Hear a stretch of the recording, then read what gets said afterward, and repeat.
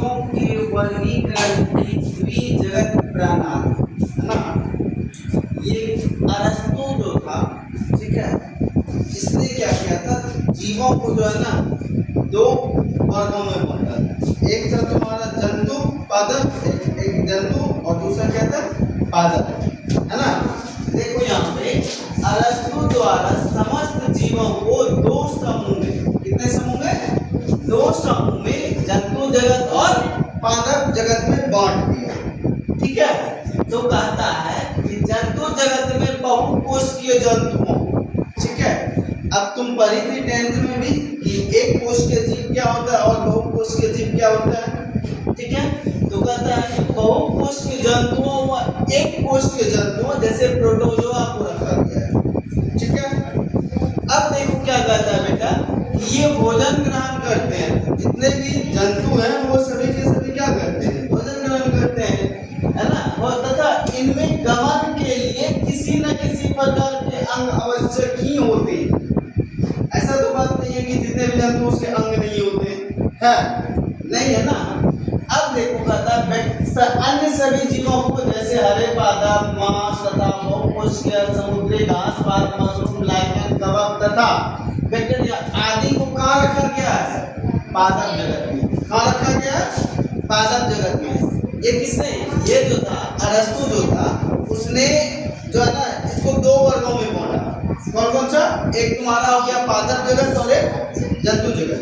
तो अरस्तु के द्वारा ये क्या किया कि अन्य सभी जीवों को जैसे जो हरे पौधे हो गए, पादप हो गया, मांस तथा बहुकोषीय समुद्री घास, पात, मशरूम, लाइकेन या बैक्टीरिया हो गया, इसको एक ही आदि में रखा गया ना।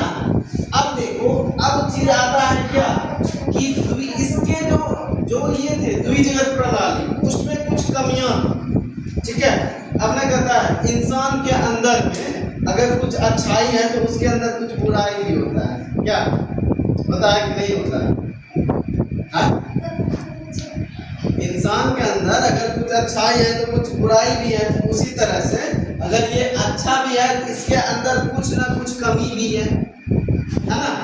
तो देखो कमी क्या है, देखो कहता इस वर्गीकरण में एक कोषीय बहुकोषीय जीवों को, ठीक है, एक साथ रखा गया है। अब एक कोषीय जीव क्या होता है, बहुकोषीय जीव क्या होता है, जो एक कोशिकाओं से बना होता है उसे क्या कहते हैं, एक कोषीय जीव कहते हैं। जैसे तुम ले लो इसी को, बैक्टीरिया को, ये क्या है, एक कोषीय जीव है ना। अमीबा को ले लो, क्या है, एक कोषीय जीव है। अब बहुकोषीय जीव ले लो तुम, मनुष्य को ही ले लो, क्योंकि इसके अंदर में बहुत सारे कोशिकाओं से मिलकर के बनाना। अब देखो कहता है कि इस वर्गीकरण में प्रोकैरियोटिक व यूकैरियोटिक कोशिकाओं वाले जीवों को एक साथ रखा गया। ये प्रोकैरियोटिक क्या होता है, यूकैरियोटिक क्या होता है, ये आपको आगे बताएंगे, ठीक है, कोई दिक्कत। अब देखो कहता है इस वर्गीकरण में, अब देखो जो कि प्रकाश संश्लेषण करते हैं और जो नहीं करते हैं उसको भी क्या किया, जीवों को एक साथ ही रख दिया है, समझे। प्रकाश संश्लेषण कौन नहीं करते, बताओ बताओ, तुम आप लोग को भी पढ़ा है, बताइए। पेड़ पौधा करता है, नहीं करता, नहीं करता है। अपना भोजन कैसे बनाता है, प्रकाश संश्लेषण के माध्यम से ना। देखो कहता है कि हरे पादप व कवकों को एक साथ रखा गया है। सबसे पहले देखो यहाँ तो जो कि प्रकाश संश्लेषण करते हैं उसको भी एक साथ रखा, जो नहीं करते उसको भी क्या किया, एक साथ रख दिया। अब देखो कहता है कि जीवों का 5 जगत वाला वर्गीकरण, ठीक है। और ये जीवों का द्विजगत वाला वर्गीकरण कौन किया था, अरस्तु। अरस्तु ने क्या किया था, दो वर्ग में बांट दिया था, दो वर्गों का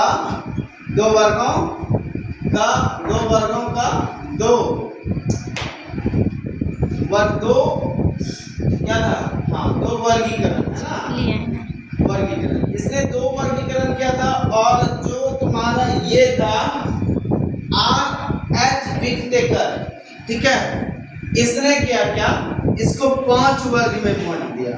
ठीक है, किसको? 5 जगत वाले वर्गीकरण शुरू किया। किसने शुरू किया था? तो आर्च व्हिटेकर ने। तो क्या कहता वो? मोनेरा, प्रोटिस्टा, पादप या प्लांटिक कवक जंतु या एनिमिलिया, है ना। अब देखो कि मोनेरा क्या होता है, लिखो मोनेरा।